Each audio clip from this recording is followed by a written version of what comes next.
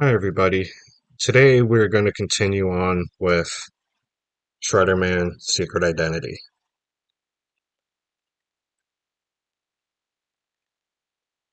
Chapter 2, Mr. Green Homework Machine. Mr. Green likes animals, and plants, and rocks and sand and skulls. One side of our classroom is set up like the desert, the other is like a jungle.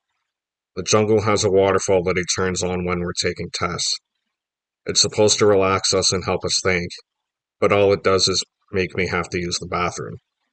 Some kids, like Bubba, think Mr. Green's weird, but I think he's cool. Bubba calls him the happy hippie because he's got a ponytail, he likes to play guitar, and he wears jeans and sandals to school. He also drives an old van with dolphins painted all over it that everyone calls the Green Machine. Every month, Mr. Green gives us a project to do, a hard project. We've had to build all kinds of things: ecosystems, solar systems, igloos, the Great Pyramids. And since my mom and dad think it's good exercise for me to do my own work, my projects are always disasters.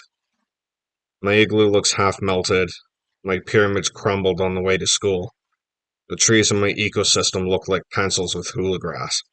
My solar system looked like it really had gone through the Big Bang. Give me 10 pages of triple digit multiplication. 20. But don't ask me to build pyramids or create the universe. I'm still working on tying my shoes so they don't come undone in PE. So when Mr. Green strummed his guitar and announced, "Listen up, gang, time to tune into this month's project," I groaned and flopped my head on my desk. Mr. Green looked at me with a smile. "You're gonna dig this one, Nolan, I promise." My head stayed put. If it was a project, I was gonna hate it. "This month you get to design your own newspaper page," he said. "Your mission is to go around Cedar Valley and bring back our friends who, what, where, when, and why. You can choose any topic you want.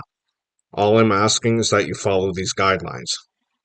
He wagged a stack of lime green papers and said, "Don't lose this sheet. It lists everything you need for an A." He started passing them out to the different tables, which are just 4 desks pushed together. "If you can check off everything on this list, you'll get an A, guaranteed. And please note the last item." He pointed and read, "Turn this sheet in with your project." He went back to passing them out. "I will not, hear me now, gang, I will not give you replacements if you lose yours." He counted out 4 sheets at our table and handed them to Randy Ricardo next to me. Randy handed one to me, one to Trinity, and one to Freddie across from him. Then Mr. Green said, "And yes, you read that right. You may use your computer on this one." I sat up a little. What was that? He always made us do everything by hand. If you have software at home that's designed for page layout and you know how to use it, use it. I sat straight up. My jaw dropped. Was I dreaming? Or you can use your word processing skills, then print and paste. Book some time with Miss Circuit in the computer lab. She's expecting you. Or if you want to do the whole thing by hand, that's cool with me. He shook the last table's papers in the air and said, "However you decide to do it, follow this sheet." He went back to his director's chair, saying, "And yes, you may use clip art. You may scan in photos. You may use a digital camera if you've got one. Or if you're not a fan of computers, you may draw your illustrations." I blinked like crazy. I shook out one ear. I could use my digital camera for homework? He looked my way and grinned. Some of you are thinking, out of sight. Some of you are thinking, aw man. But all of you will grow from the experience. So remember, he picked up his guitar again, strummed through some familiar chords, and right on cue we all sang out, "Attitude is everything." He swung the guitar back onto its stand. "Right on. Now let's dig into the details. We've got until the bell rings to hammer this thing out." The more he went over the green sheet, the more excited I got. No glue, no crackers or plaster or feathers, no poster board or craft paper or scissors. I'd be able to work at the computer for hours every day without mom and dad telling me to shut down. I'd get to use the scanner and the camera and the internet. This was going to be great. When Mr. Green was done going over the project sheet, he asked us to put our heads down. Close your eyes. Meditate.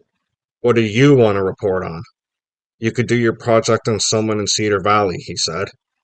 It could be a historical piece about Old Town. You could write about the animal shelter, report on the new hospital they're building across the river, profile a sports hero. The most important thing is, pick a subject that interests you. It'll be much easier for you to write about something you like. Or hate. Consider that. Is there something that you feel very angry about? An injustice you see in the world? That would be fine too.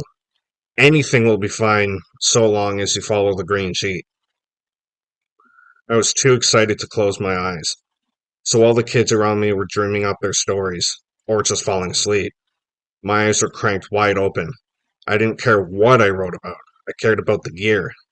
I'd use everything. Then, at table 6, I noticed something. Bubba's hand was reaching over to Miriam Whipple's desk. He was peeking through slits in his eyes. What was he doing? I jammed my lids shut, then he cracked them open just enough to watch. Bubba was smooth, real smooth, and before anyone noticed, he had Miriam's green sheet in his hand, in his lap, in his folder. Two things stopped me from telling on him. One, school was over in 17 seconds. Bubba would be out the door before I could get to Mr. Green. And two, I was tingling from ear to toe. I had an idea that would make Bubba Bixby sorry he'd ever called us names, or swiped our stuff, or breathed his trashy breath down our throats. I'd do my report on an injustice, all right. I'd do my report on Bubba Bixby.